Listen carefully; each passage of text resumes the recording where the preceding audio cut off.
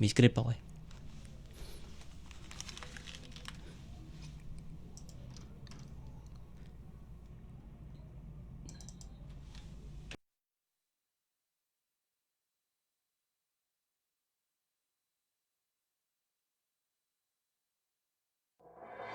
Front and Center.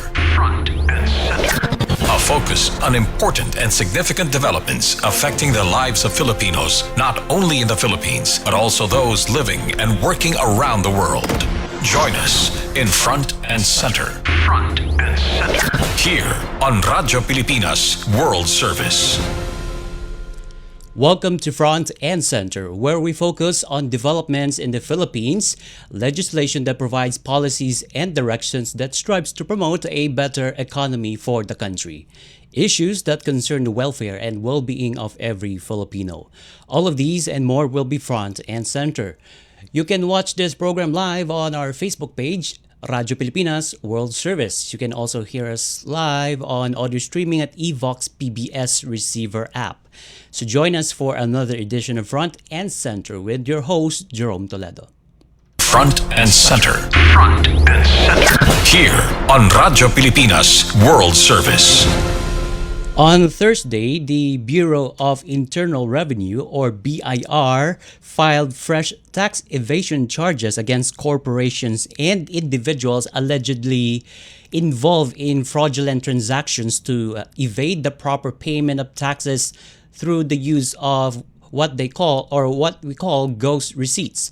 So how did the Bureau of Internal Revenue, or BIR, did this or do this, and what charges that these individuals may face? So let's find out with the Commissioner of the Bureau of Internal Revenue, Commissioner Romeo Lumagi Jr. Good morning, Commissioner. Thank you so much for joining us in the program. This is Jerome Toledo of Radyo Pilipinas World Service. Good morning, Joel, and good morning to all the viewers and of this program. Okay, thank you so much, Commissioner Lumagi, for joining us. Okay, so can you tell us the tax evasion charges you filed against multiple businesses and individuals? So, how much money is involved in this? Well, for the cases that we filed yesterday, the filing involved around 23 corporations and involving all of the corporate officers of these corporations, including the certified public accountants that who were involved also, or who certified all the financial documents that these corporations submitted. The total tax liabilities for this recent filing is around 1.4 billion pesos, around that. Mm-hmm. So for those individuals and corporations, so that's a 1.3 billion pesos. Is that correct, Commissioner? 1.4 billion 1.4. pesos. Got it. Okay, so what industries are those people and businesses who have been charged? So in what industries they are? Well, it involves several industries like construction. We have a big trading company involved that's also involved in the palm oil importation, and also again, construction trade, advertising, all sorts of industries. Those involved in buying ghost receipts really cuts across all different sectors. Okay, so it's multiple sectors that have been charged by the BIR. So for the context, Commissioner Lumagi, can you tell us about this goat receipt you mentioned? How incriminating for an individual or corporation to have this or get involved in this transaction? This scheme is it's really fraudulent. It's really proven to be fraudulent because they buy receipts in order to pad their or increase their expenses, when in fact they don't have any expense at all, because there's no underlying transaction. So there's a seller of these receipts, and the sellers go to the extent of establishing a corporation, registering it with the Securities and Exchange Commission, and even registering here in our agency. But the corporation does not have any commercial transaction, no goods that that are sold. There's no services that are being offered. The product is the receipt itself, or the invoice itself, which the buyers purchase in order to pad their expense, to make it appear that they have legitimate expenses when in fact there's no underlying transaction covering these receipts. So it's really padding up their expenses both for the purpose of lowering the income tax and also the value added tax. So that 1.4 billion pesos that we have filed recently involves these income tax and value added tax. Okay, so what's the penalty for this particular offense, particularly this tax evading scheme of having a ghost receipt? So can you tell me about this penalty?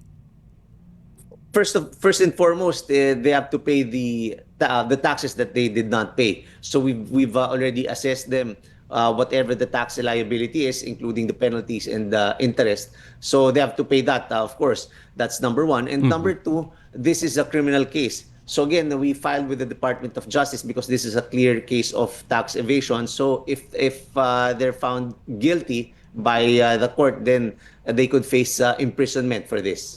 Okay, so so how many years they will be serving in the prison? So if should they be found guilty by the court? It depends. It depends on how many counts, but I think it's safe to say that more than 10 years would be the total. And that's a very long time that you will be spending in prison if you don't pay your taxes correctly and appropriately. Okay, so to what extent this tax evasion scheme affects the revenue targets of the commission or the bureau? It affects. It involves a significant amount. We've seen that this scheme has been going on for more than 20 years. And again, the sellers have all different corporations that would cater to all different industries. So whatever your business is, you can get an invoice or a fake receipt for your company, and a lot of buyers are also involved. So we've filed cases against big corporations previously, and I think it's already in the news when every time that the Department of Justice rules in our favor. And the total figure amounts to billions and several billions of pesos, and it contributes to our VAT gap of around 40%. That's been the study. So the total amount of transactions involved are several hundreds of billions in value of invoices. Okay, so that affects the eventually on the budget of our country for because this year I'm sorry, we are now on the budget season, and the bureau is somehow getting aggressive on running after these tax evaders.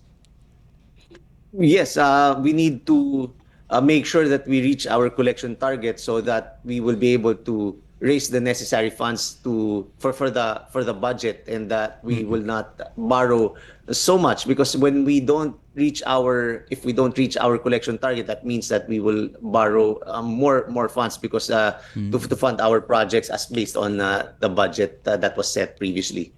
Okay, so going back to the prosecution part of this charge of the tax evasion. So I would like to know how many individuals and corporations have been charged and prosecuted by BIR regarding this tax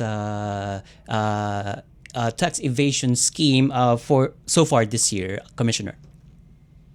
For this year, we filed 23 corporations against involving 56 officers and against 17 certified public accountants who were involved. But previously, we've also filed against, we've been continuously filing cases against all these buyers of ghost receipts, and we've already filed cases more than 100 corporations, and we're still going to file some more. We've been continuing our audit, and we've been giving them notices. We've done our due process also here before we file criminal cases with the Department of Justice. Okay. So I wonder also, Commissioner Lumagi. So aside from corporations, so are you running after small and medium enterprises? Because yeah, they are conducting business and they are paying taxes too. We don't discriminate as long as you have a clear case of tax evasion. Then we will pursue against any. But what we're doing is we're going after the clear fraud. But if you just make a mistake, then we try to help as much as possible all our the businessmen to pay the correct taxes. So we assist. That's one of our concentration or a directive here, that we should ensure that our service is excellent, so that the taxpayers will comply with their tax obligations. All right. Okay. So lastly, before I let you go, Commissioner Lumagi. So for those individuals or corporations that has a tax deficiency or liability, or those tax evaders that wanted to settle their obligations legally and properly, so how can they do it, and how can they settle this? First, make sure that they will coordinate with the proper revenue officers. They shouldn't deal with anybody else. They should also listen to lawyers or accountants that give them illegal advice. So they should just come here, settle, ask how much their tax liability is, and then pay. For voluntary compliance, for example, for the regular filings, then they can go to our offices, and they can use our e-lounge. They can use our e-services in our e-lounges. It's free of charge. There's a designated revenue officer there that can assist them in their filings and the payment of their taxes. So those people that wanted to settle their tax liabilities, they can either go physically in the office, or they can do it online. Yes, we have our electronic filing and payment system and our e-payment channels, so they can do it online in the convenience of their own homes and offices. But if they don't know how to use our e-services, then again, they can go to our district offices, go to our e-lounge. There's a designated revenue officer who can assist them there. Got it. Okay. One more thing, Commissioner Lumagi. So, how much is the target revenue of the BIR for this year? For this year, it's 3.23 trillion pesos. That's our target for this year. 3.3 billion pesos. 3.23 trillion pesos. Oh, trillion. Oh, okay, got it. So that's a big amount that that BIR needs to reach, so that they can contribute to the budget for the next year, 2026. Okay, and with that, thank you so much, Commissioner Romeo Lumagi Jr., the Commissioner of the Bureau of Internal Revenue, for joining us in the program here on Radyo Pilipinas World Service. Thank you as well for having me.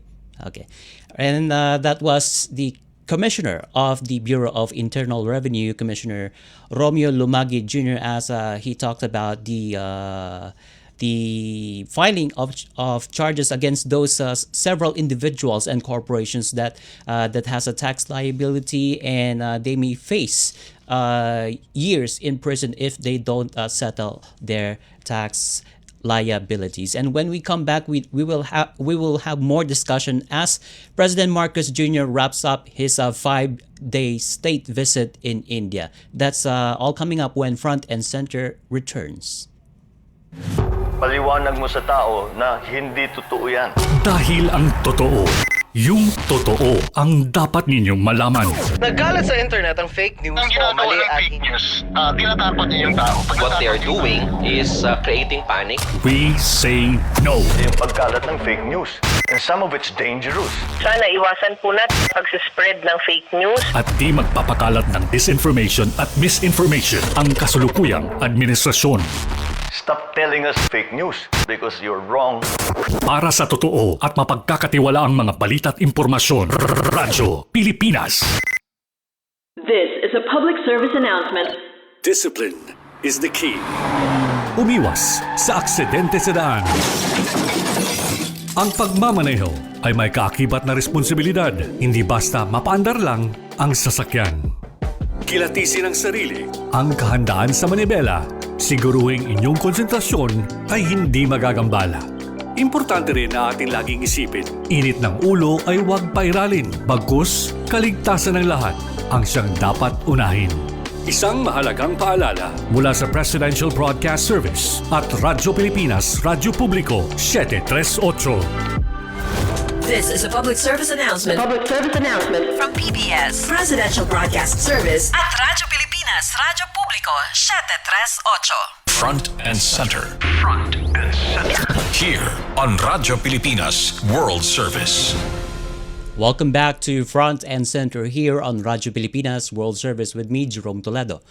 So as the 5-day state visit of President Ferdinand R. Marcos Jr. in India is about to wrap up, the country has strengthened its partnership with India, a largest democratic nation on earth. And President Marcos Jr. will return to the country with lots of guaranteed investments and renewed partnerships. And to add up, President Marcos Jr. is expected to arrive this Friday night as he ended his 5-day state visit in the said country. So let's have a rundown of this with foreign policy and security analyst Professor Lucio Pitlo III. Good morning, Professor Pitlo III. This is Jerome Toledo from Radyo Pilipinas World Service. Good morning, Jerome, and good morning to all the listeners to your program. Okay, so how critical is this partnership we have established with India amidst the tariff? Just recently or yesterday, U.S. President Donald Trump has slapped India with even more tariff rate even more tariff rate recently. So how critical is this? Well, I think the upgrading of the relations to strategic partnership between the two sides is indicative of their shared desire to expand, grow their diplomatic horizons, and also expand their economic partners. As you said, in the context of a very complicated, unpredictable economic environment with high tariffs and of course trade deals, bilaterals mostly being pursued by a major trade partner, in this case the U.S. Yeah. Which is important for both U.S., for both the Philippines and India. And so I think Delhi and Manila had a lot of notes to exchange in terms of areas where they can work together in both the security and economic fields. Yeah. Okay. So speaking of the defense, so this week, Philippine and Indian naval forces have conducted a joint maritime patrol. So that's in time of President Marcos Jr.'s visit in India. And also, can you tell us the importance of these maritime cooperative activities? So now we're speaking about the defense aspect of that visit with foreign navies of like-minded nations like India onto our external security. Well, of course, these activities help project the Philippines' efforts to reach out to more partners to increase the readiness and, of course, the material support for its military and Coast Guard modernization, its maritime projection of power in hotspots like the West Philippine Sea. And I think it's also very important to note that both countries are maritime democracies. Of course, they also face challenges guarding such a vast maritime domain. And, of course, the concern about external challenges in dealing with incursions, dealing with the increasing presence of rivals. In the case of the Philippines, of course, China's growing incursions in its exclusive economic zone provide discomfort and a sense of unease. And so it's reaching out to more partners, and India is one of them. And of course, the country is the first foreign buyer of BrahMos cruise missiles, co-developed by Indian and the Russian firms. And of course, during the visit, there was an expression of interest on the Philippines part to procure potentially more BrahMos missiles, BrahMos batteries in the future. And I think beyond that, of course, shipbuilding, the capacity of India to bid for modernizing the Navy of the Philippines as well as the Coast Guard of the country is something that can be considered. And so I think these exercises and maritime drills are part of that, endeavor to deepen their security relations, no, from maritime dialogues to at sea drills between the two sides. Now, let's proceed to the economic aspect of the state visit of the President Marcos Jr. So they have signed at least more than 10 deals. That includes renewable energy, digital services, infrastructure, manufacturing, healthcare, and education. But as we know, Professor Pitlo, India is dominating in biopharmaceutical industry. So how the Philippines can take advantage of this? Yeah, correct. So affordable medicines is one area where India had made great strides. And I think this is an area where the Philippines should cooperate with India in terms of providing Filipinos access to cheaper medicines. So in terms of cooperation with local pharmaceutical companies to manufacture cheaper medicines that can be accessible by more people. So I think this is one economic and scientific area where the two countries can work together. And also the business process outsourcing. So Philippines and India shares that industry. So upon the visit of the President Marcos Jr. in India, so that will develop more, or this industry will develop as we have created partnership with India with regards to the BPO industry. Agree. So I think both countries compete on some aspects of the BPO industry, but I think the Philippines also needs to learn a lot in terms of how India is able to upgrade, elevate its game, in the BPO global BPO industry, and so catering higher value BPO services beyond contact and calls and technical support. So I think this is one area that Philippine companies should be looking at in terms of how to perform more high-paying, more higher value end of the spectrum of the BPO work. India is doing already this part in its booming services sector, and I think it is high time for the Philippines, to work both the public, the government, and also the private sector to sit down with their counterparts in India in how to make this gradual shift to more higher value and less easily substitutable BPO work possible for the country.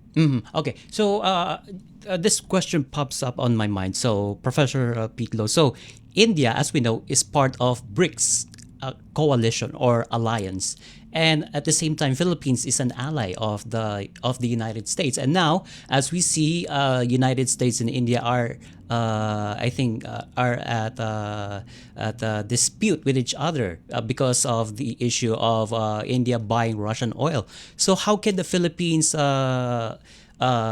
somehow see itself between these two nations going up against each other?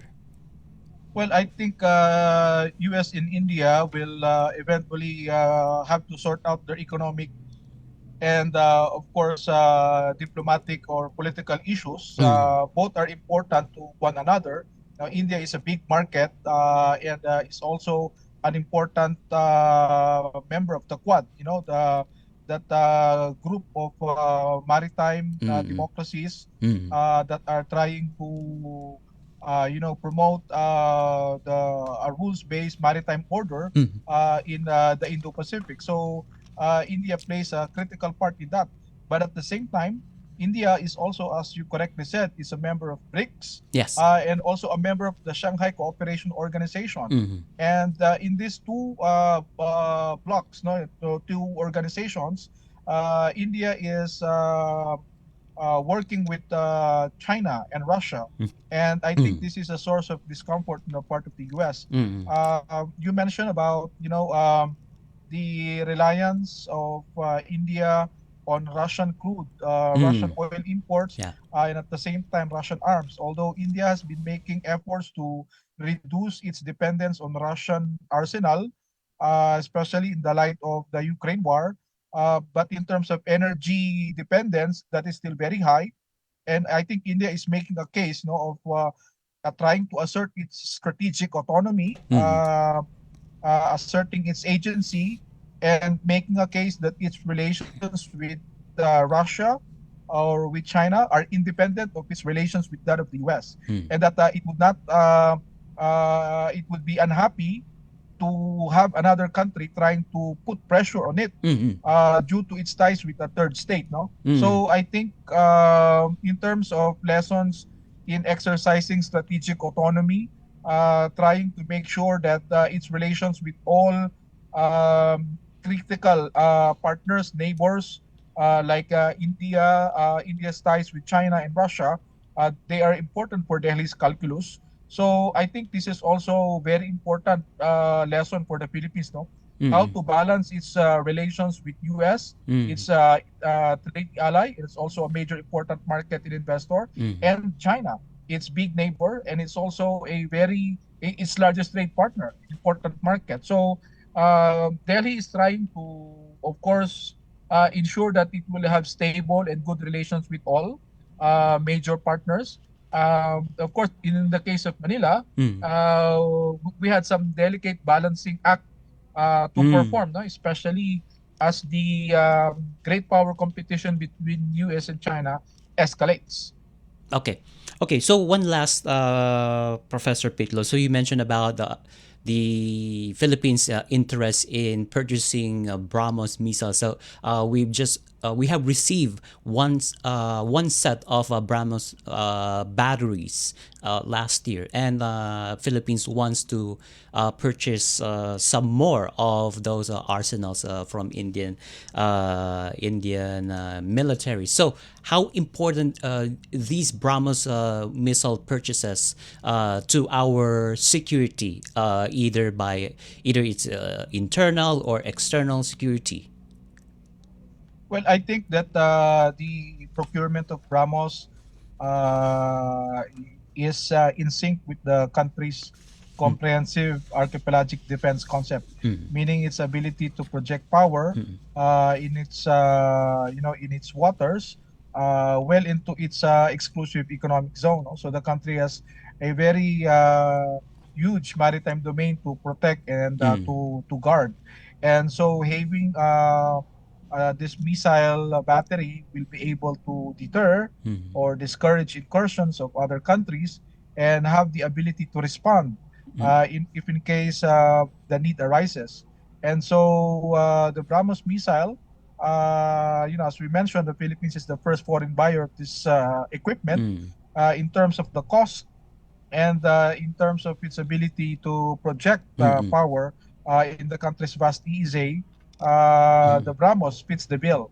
And acquiring another one may, of course, help expand that reach, the ability to protect its vast EEZ for the country. All right. Okay. And a very interesting discussion regarding the state visit of President Marcos Jr. In India. In short, President Marcos Jr. Covers mainly the defense aspect and the economic aspect of the state visit, and also the meeting of the president with Indian Prime Minister Narendra Modi. And with that, thank you so much for joining us in the program. We appreciate your expertise regarding this matter, regarding the state visit of President Marcos Jr. in India. Thank you so much, Professor Lucio Pitlo III. Thank you, Jerome. More power to your program, and good day again. All right, and that was Professor Lucio Pitlo III, the foreign policy and security analyst. And with that interview of the program with those two people, Commissioner Romeo Lumagi Jr. of the Bureau of Internal Revenue and Foreign Policy and Security Analyst Professor Lucio Pitlo III, we now conclude this edition of Front and Center here on Radyo Pilipinas World Service. Together with our production team and technical personnel, this is your host, Jerome Toledo. Until next time, mabuhay. You have just heard and watched Front and Center. Front and Center. Join us again for another edition here on Radyo Pilipinas World Service. Front and Center.